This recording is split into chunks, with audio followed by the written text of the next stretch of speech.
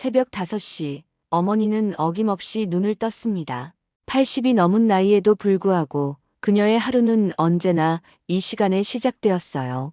낡은 나무 마루를 딛고 일어나는 소리가 고요한 새벽을 깨웠습니다. 무릎이 시큰거렸지만 어머니는 개의치 않았어요. 이미 10년째 반복해온 일상이었거든요. 대청마루로 나가면 마당 너머로 보이는 뒷산이 첫 번째로 눈에 들어옵니다. 그 산 중턱 어딘가에는 10년 전 세상을 떠난 남편이 누워있죠.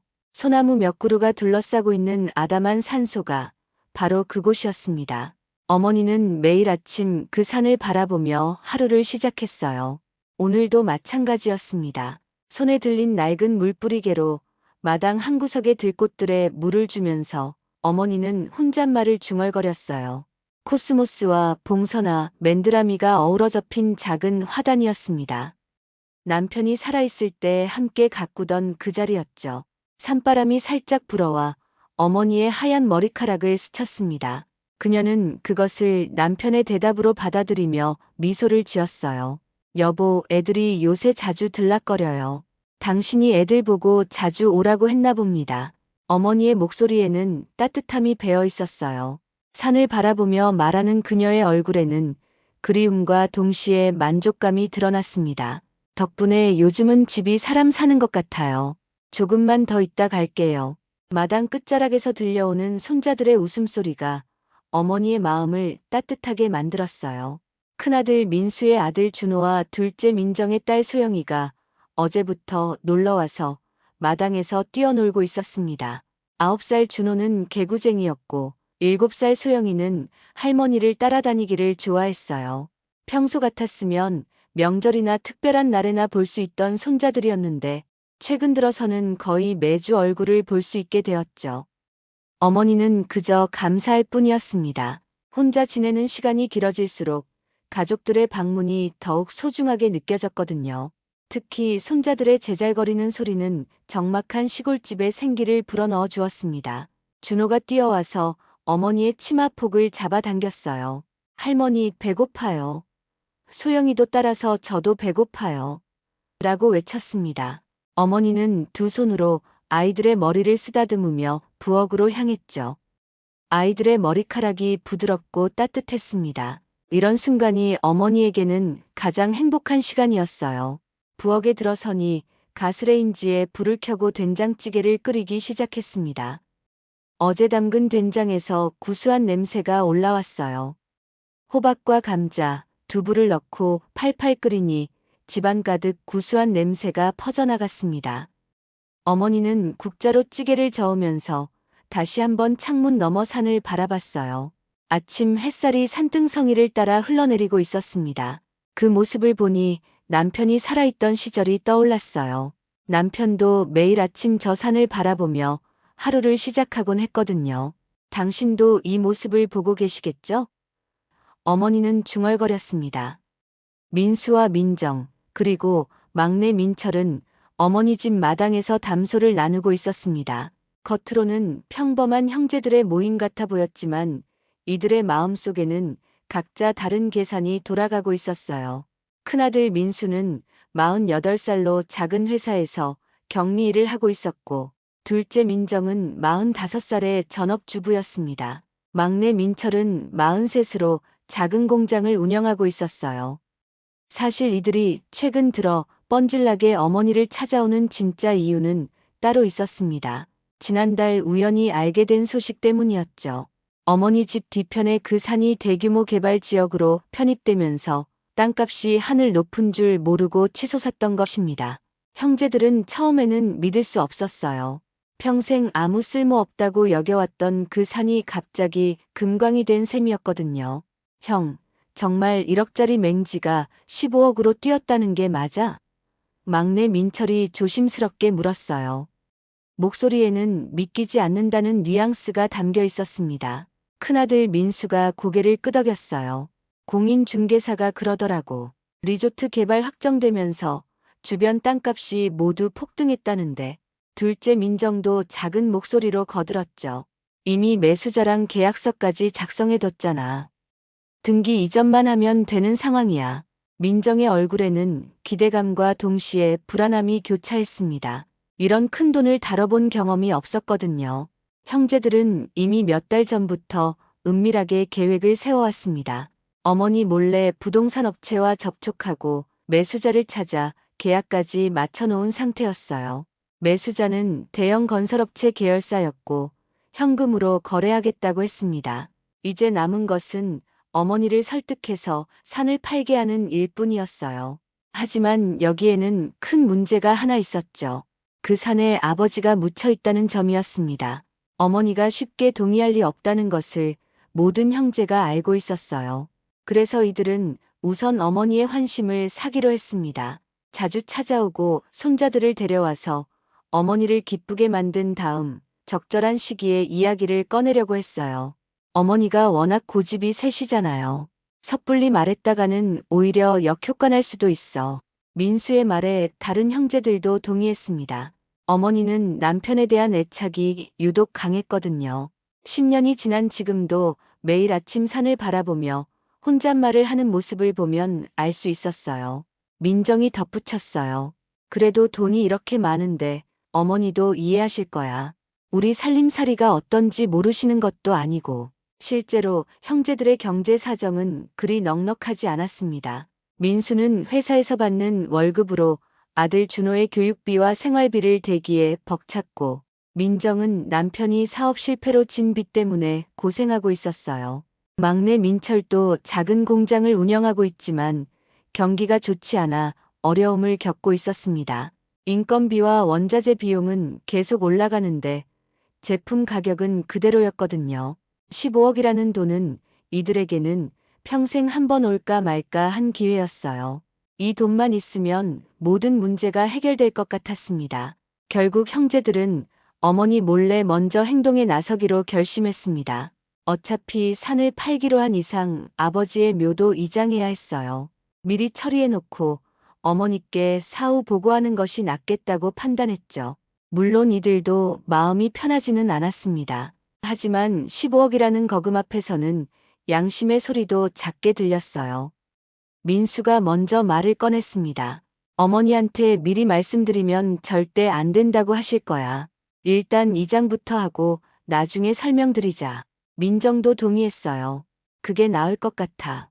기정사실로 만들어 놓으면 어머니도 어쩔 수 없이 받아들이실 거야. 막내 민철만 조금 망설였지만 결국 형들의 의견을 따르기로 했습니다. 일요일 새벽 어머니가 아직 잠들어 있는 시간에 형제들은 파묘업체 직원들과 함께 산으로 향했습니다. 이른 아침 안개가 산을 덮고 있어서 시야가 제대로 확보되지 않았어요. 하지만 서두르지 않을 수 없었습니다. 어머니가 깨기 전에 모든 일을 마쳐야 했거든요. 파묘업체는 민철이 알아본 곳이었는데 경험이 많다고 했어요. 아버지의 산소는 산 중턱 양지 바른 곳에 자리 잡고 있었습니다. 소나무 몇 그루가 둘러싸고 있는 아담한 묘였죠. 10년 동안 어머니가 정성껏 관리해서 잡초 하나 없이 말끔했어요. 봄이면 진달래가 피고 가을이면 단풍이 아름다웠던 곳이었습니다. 형제들은 그 모습을 보며 잠시 마음이 무거워졌어요. 파묘업체 직원들이 삽을 들고 흙을 파기 시작했습니다. 민수는 불안한 마음에 주변을 두리번거렸고 민정과 민철은 조용히 지켜보고 있었어요. 작업하는 소리가 고요한 산속에 울려 퍼졌습니다. 새들이 놀라서 날아가는 소리도 들렸어요. 1시간쯤 지나자 관의 윗부분이 드러났습니다. 그런데 바로 그 순간 이상한 일이 벌어졌어요. 관 위에 거대한 흰 뱀이 또아리를 틀고 있는 것이 아니겠습니까? 뱀은 사람 팔뚝만 한 굵기에 길이가 2미터는 좋게 되어 보였습니다. 전신이 순백색이었고 눈은 마치 보석처럼 푸르게 빛나고 있었어요. 비늘 하나하나가 햇빛에 반사되어 무지개빛으로 반짝였습니다. 이거 뭐야? 민철이 뒤로 물러서며 떨었습니다. 파묘업체 직원들도 당황했어요. 이런 건 처음 봅니다. 보통 뱀이라고 해도 작은 것들인데 현장에서 10년 이상 일해온 직원도 이런 경우는 처음이라고 했습니다. 큰아들 민수가 다급하게 말했습니다. 이거 괜찮은 거 맞아요? 뭔가 불길한데. 흰 뱀은 사람들을 한 번씩 빤히 쳐다보았습니다. 그 시선이 마치 모든 것을 꿰뚫어 보는 것 같아서 형제들은 소름이 돋았어요. 뱀의 눈에는 지혜로움과 동시에 경고의 의미가 담겨 있는 것 같았습니다. 하지만 둘째 민정이 결단을 내렸죠. 지금 와서 포기할 수는 없어요. 어서 뱀을 쫓아내고 계속합시다. 직원들이 긴 막대기로 뱀을 건드리자 흰 뱀은 천천히 몸을 풀고 관에서 내려왔습니다. 그리고는 사람들을 한 번씩 빤히 쳐다본 다음 숲속으로 사라져갔어요. 사라지면서 마치 울부짖는 듯한 묘한 소리를 냈는데 그 소리가 산 전체에 메아리쳐 울렸습니다. 아버지의 유고를 화장한 이후부터 형제들에게는 설명할 수 없는 이상한 일들이 연달아 벌어지기 시작했어요. 처음에는 우연의 일치라고 생각했지만 시간이 갈수록 그 횟수와 강도가 심해졌습니다. 형제들은 서로에게 이상한 일이 생겼다는 이야기를 하면서도 설마 그것이 파묘와 관련이 있을 거라고는 생각하지 못했어요. 가장 먼저 둘째 민정의 아들 태연이에게 문제가 생겼어요. 평소 건강하던 아이가 학교에서 갑자기 쓰러진 것입니다. 체육 시간에 달리기를 하다가 갑자기 의식을 잃고 경련을 일으켜서 응급실로 실려갔죠. 담임 선생님이 전화를 걸어왔을 때 민정은 믿을 수 없었어요. 태연이는 감기 한 번 걸리지 않을 정도로 건강한 아이였거든요. 병원에 도착한 민정은 응급실에서 의식을 잃고 누워있는 아들을 보고 눈물을 흘렸습니다. 의사들은 원인을 찾지 못했어요. 각종 검사를 해봐도 특별한 이상이 없다는 것이었습니다. 뇌파 검사, 혈액 검사, 심전도 검사까지 모든 검사 결과가 정상이었어요. 도대체 왜 이러는 거야? 민정은 병원 복도에서 눈물을 흘렸습니다.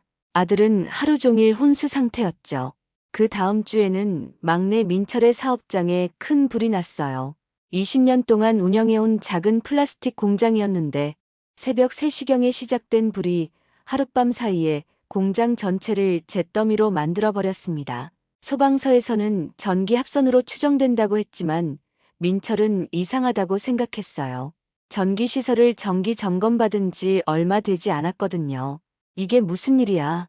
민철은 타버린 공장을 바라보며 주저앉았습니다. 20년 동안 쌓아온 모든 것이 하룻밤 사이에 사라져버린 것이었어요.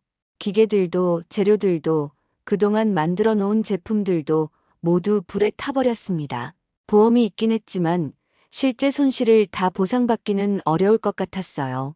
가장 심각한 것은 큰아들 민수의 부인 영숙에게 나타난 증상이었습니다. 매일 밤 악몽에 시달리기 시작한 것이죠. 꿈속에서 거대한 흰 뱀이 자신을 노려보며 따라다녔어요. 뱀의 눈은 푸른 보석처럼 빛났고 그 시선이 마치 영혼을 꿰뚫는 것 같았습니다.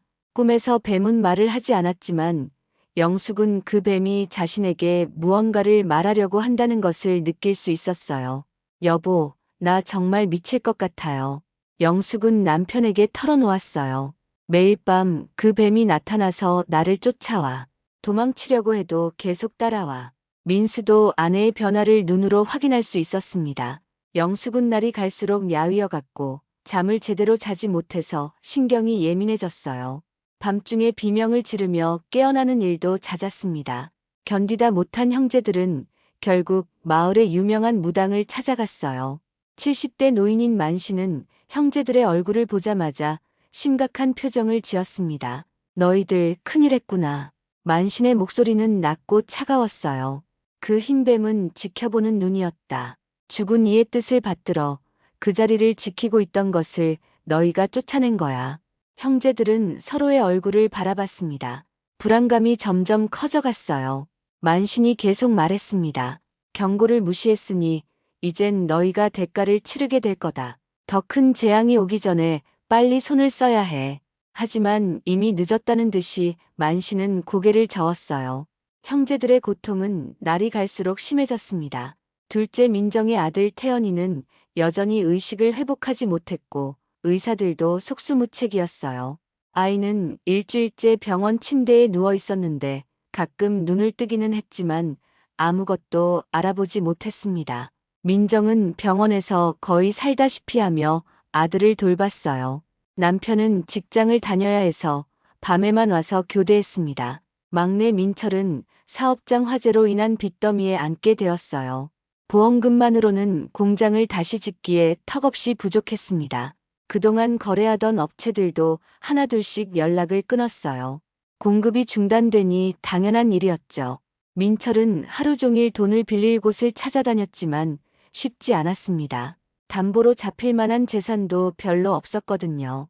큰아들 민수의 부인 영숙은 악몽 때문에 정신과 치료까지 받게 되었습니다. 잠을 자려고 하면 그 흰뱀이 나타나서 자신을 쫓아다녔어요. 꿈이 너무 생생해서 깨어나면 온몸이 식은땀으로 범벅이 되어 있었습니다. 정신과 의사는 스트레스성 악몽이라고 진단했지만 처방해준 수면제도 별 효과가 없었어요. 견디다 못한 형제들은 결국 어머니를 찾아가기로 했어요. 더 이상 숨길 수 없다고 판단했습니다. 이상한 일들이 계속 벌어지는 것이 정말 아버지의 파묘와 관련이 있는 것 같았거든요. 만신의 말이 계속 머릿속에 맴돌았습니다. 일요일 오후 세 형제는 나란히 어머니 앞에 무릎을 꿇고 앉았죠. 어머니는 마당에서 빨래를 개고 있었는데 아들들이 그런 자세로 앉아 무슨 일인지 직감했어요. 어머니, 큰아들 민수가 떨리는 목소리로 말문을 열었습니다. 저희가 큰 잘못을 저질렀습니다. 어머니는 이미 모든 것을 알고 있다는 듯한 표정으로 아들들을 내려다봤어요.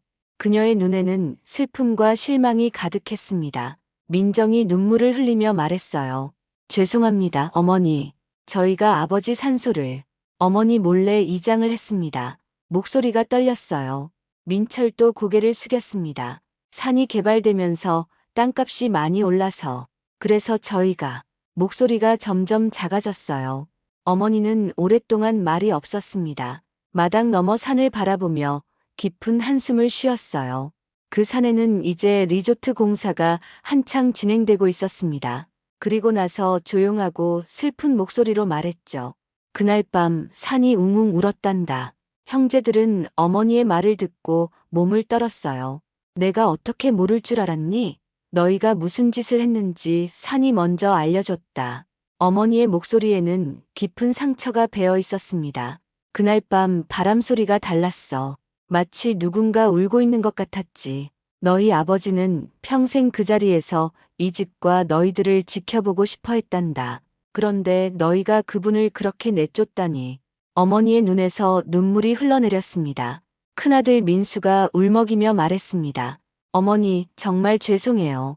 저희가 돈에 눈이 멀어서 지금 우리 집안에 일어나고 있는 일들도 그 때문인 것 같습니다. 민정도 눈물로 범벅이 된 얼굴로 고백했어요.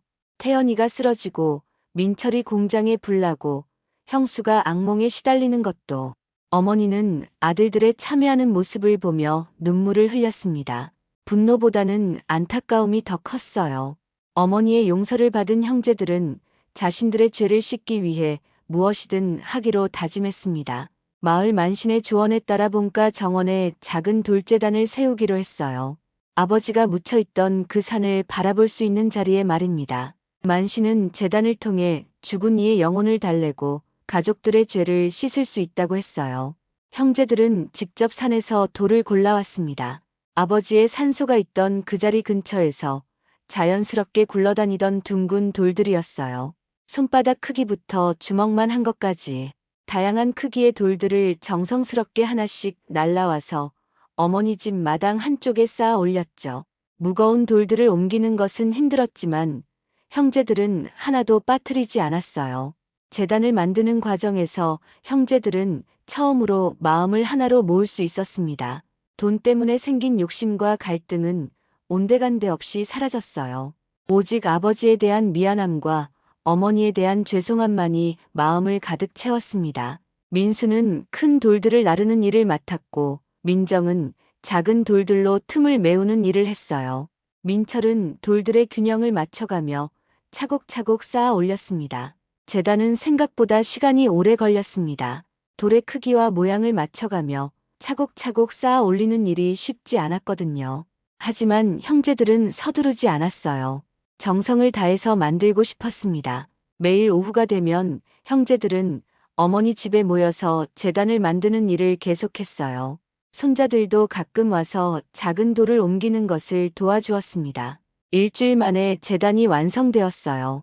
높이는 1미터 정도였고 위쪽에는 평평한 돌을 올려놓아서 향을 피울 수 있게 만들었습니다. 제단은 정확히 뒷산을 향하고 있었죠.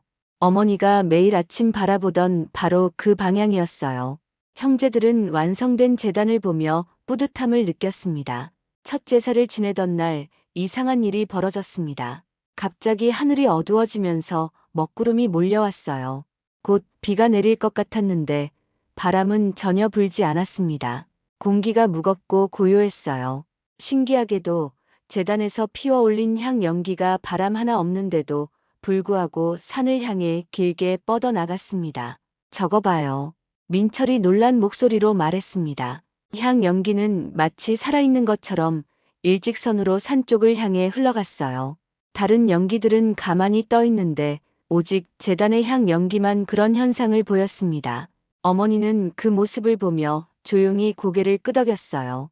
아버지가 받아주시는 것 같구나.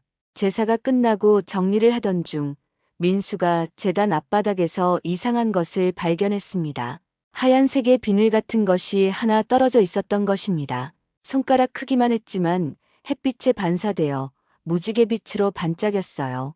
이게 뭐죠? 민수가 그것을 조심스럽게 집어들었습니다. 어머니가 그것을 보더니 알 것 같다는 표정을 지었어요. 그 흰 뱀의 비늘인 것 같다. 형제들은 서로 눈을 마주쳤습니다. 혹시 용서의 징표인 것일까요? 신기하게도 돌제단에서 첫 제사를 지낸 이후부터 형제들에게 닥쳤던 재앙들이 하나씩 사라지기 시작했습니다. 가장 먼저 변화가 나타난 것은 둘째 민정의 아들 태연이었어요. 일주일 동안 의식불명 상태였던 태연이가 어느 날 갑자기 눈을 떴습니다. 간병하던 민정이 잠깐 졸고 있을 때였어요. 엄마 하는 아들의 목소리에 민정은 깜짝 놀라 깼습니다. 의사들도 놀랄 정도로 깨끗하게 회복되었어요. 검사 결과도 모두 정상으로 나왔습니다. 마치 아무 일도 없었던 것처럼 말이죠. 정말 기적 같은 일입니다. 담당 의사가 고개를 갸우뚱하며 말했어요. 의학적으로 설명이 안 되는 회복이야. 태연이는 병원에서 이틀 더 관찰을 받은 후 집으로 돌아갈 수 있었습니다. 민정은 눈물을 흘리며 아들을 안았어요. 태연아, 정말 고마워. 엄마가 잘못했어. 막내 민철의 사업도 예상외로 빠르게 회복되기 시작했어요. 화재보험금이 생각보다 많이 나왔고 오랫동안 연락이 끊어졌던 옛 거래처에서 갑자기 큰 주문이 들어왔습니다. 그 업체의 사장이 직접 전화를 걸어왔어요. 민철 사장님, 그동안 안 그래도 연락드리려고 했는데 때마침 잘 됐네요. 큰 프로젝트가 하나 들어왔는데 같이 해보시겠어요? 불타버린 공장을 새로 짓는데 필요한 자금이 마련된 것이죠. 은행에서도 대출 심사를 순조롭게 통과했어요. 평소 같았으면 까다롭게 굴었을 텐데 이번에는 담당자가 적극적으로 도와주었습니다. 형들, 정말 신기해요. 민철이 감격스러운 목소리로 말했어요. 이런 일이 일어날 줄 누가 알았겠어. 큰아들 민수의 부인 영숙도 악몽에서 해방되었습니다. 그동안 매일 밤 나타나던 흰뱀이 더 이상 꿈에 나타나지 않았어요. 대신 편안한 잠을 잘 수 있게 되었습니다. 영숙은 오랜만에 푹 잔 후 상쾌한 아침을 맞았어요. 여보, 정말 신기해. 어젯밤에는 꿈도 안 꾸고 잤어. 민수도 아내의 얼굴이 많이 밝아진 것을 볼 수 있었습니다. 하지만 모든 것이 원래대로 돌아갈 수는 없었어요. 이미 아버지의 산소가 있던 그 산은 대규모 리조트 개발이 진행되고 있었습니다. 산 전체가 깎이고 다듬어져서 완전히 다른 모습으로 변해가고 있었죠. 골프장과 호텔, 콘도미니엄이 들어설 예정이었어요. 형제들은 그 모습을 볼 때마다 복잡한 마음이 들었습니다. 어느 날 오후 마을 아이 하나가 어머니 집에 놀러 왔어요. 7살 된 수민이라는 여자아이였습니다. 수민이는 종종 어머니 집에 와서 손자들과 함께 놀곤 했어요. 아이는 어머니께 신기한 이야기를 들려주었습니다. 할머니, 나 큰 하얀 뱀을 봤어요. 수민이가 눈을 반짝이며 말했어요. 어머니가 관심을 보였어요. 어디서 봤니? 아저씨들이 리조트 짓고 있는 산 쪽에서요. 정말 크고 하얀 뱀이 천천히 기어가는 걸 봤어요. 너무 예뻤어요. 아이의 말을 들은 어머니는 깊은 의미를 느꼈습니다. 아마도 그 흰 뱀이 새로운 자리를 찾아 이동하고 있는 것 같았어요. 더 이상 그곳에 머물 이유가 없어졌으니까요. 형제들은 그 이야기를 듣고 복잡한 마음이 들었습니다. 미안한 마음과 안도감이 동시에 들었어요. 흰 뱀이 자신들을 용서해 준 것 같다는 생각이 들었거든요. 아버지도 이제 평안해하실 것 같았습니다. 그 후로도 어머니는 매일 아침 정원에 나와 돌재단 앞에서 기도를 드렸습니다. 산이 완전히 달라져 버렸지만 그녀의 마음속에서 남편은 여전히 그곳에 있었어요. 리조트가 들어서고 건물들이 올라가도 어머니의 기도는 변함없이 그 방향을 향했습니다. 재단 앞에 앉아 향을 피우고 남편과 대화하는 시간은 어머니에게 가장 소중한 순간이었어요. 신기한 것은 바람 한 점 없는 날에도 재단의 향 연기가 언제나 산 쪽으로만 흘러간다는 점이었어요. 날씨와 상관없이 향 연기는 정확히 산을 향해 뻗어나갔습니다. 비가 오는 날에도 눈이 오는 날에도 마찬가지였어요. 마을 사람들도 그 모습을 보고 신기해했죠. 정말 이상해. 다른 집 제사 지낼 때는 연기가 사방으로 퍼지는데 저 집만 그래. 마을 사람들의 입에서 입으로 이야기가 전해졌어요. 어머니는 그런 이야기들을 들어도 별로 신경 쓰지 않았습니다. 남편이 자신의 마음을 알아주고 있다는 확신이 있었거든요. 그것만으로도 충분히 위로가 되었어요. 재단 앞에서 보내는 시간이 길어질수록 어머니는 마음의 평안을 느꼈습니다. 남편과 함께 있는 것 같은 기분이 들었거든요. 어느 날 오후 어머니가 정원에서 꽃밭을 가꾸고 있을 때였습니다. 호미로 흙을 고르던 중에 작은 돌 하나를 발견했어요. 엄지손가락만 한 크기의 둥근 돌이었는데 햇빛에 비춰보니 신기하게 반짝였습니다. 그 돌의 색깔은 어머니가 잊을 수 없는 것이었어요.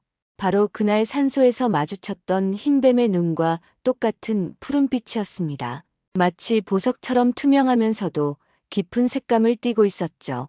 어머니는 그 돌을 손에 쥐고 오랫동안 바라봤어요. 손바닥에서 따뜻한 기운이 느껴지는 것 같았습니다. 그리고 혼잣말을 중얼거렸어요. 여보, 애들이 이제야 철이 들었나 봅니다. 그래도 한 번만 더 꿈에 나와서 나랑 얘기 좀 해요. 어머니의 목소리에는 그리움이 가득했어요. 마당에서는 손자들의 웃음소리가 들려왔어요. 오늘도 준호와 소영이가 놀러와서 제잘거리고 있었습니다. 예전과는 달리 이제 아이들의 부모들도 진심으로 어머니를 찾아왔어요. 돈 때문이 아니라 정말로 어머니가 그리워서 말이죠. 형제들은 그동안 자신들이 얼마나 어머니를 소홀히 했는지 깨닫게 되었어요. 어머니는 아이들의 웃음소리를 들으며 미소를 지었어요. 비록 남편은 떠났지만 가족들이 다시 화목해진 것만으로도 감사했습니다. 그 푸른 돌을 가슴에 품고 어머니는 다시 한번 산을 향해 기도했어요. 여보, 고마워요. 우리 애들 잘못을 용서해 주셔서. 어머니의 목소리는 바람을 타고 산으로 향했습니다. 저 멀리 리조트가 들어선 산자락 위로 하얀 구름 한 조각이 천천히 지나가고 있었습니다. 그 구름의 모양이 기묘하게도 긴 뱀의 형상을 닮아 있었어요. 마치 흰 뱀이 하늘을 헤엄치며 어디론가 떠나가는 것 같았습니다. 어머니는 그 모습을 보며 마음속으로 작별 인사를 했어요. 잘 가세요. 이제 평안하시길. 이제 모든 것이 제자리를 찾아간 것 같았습니다. 가족들의 마음도 떠난 남편의 영혼도 모두 평안을 찾은 것 같았어요.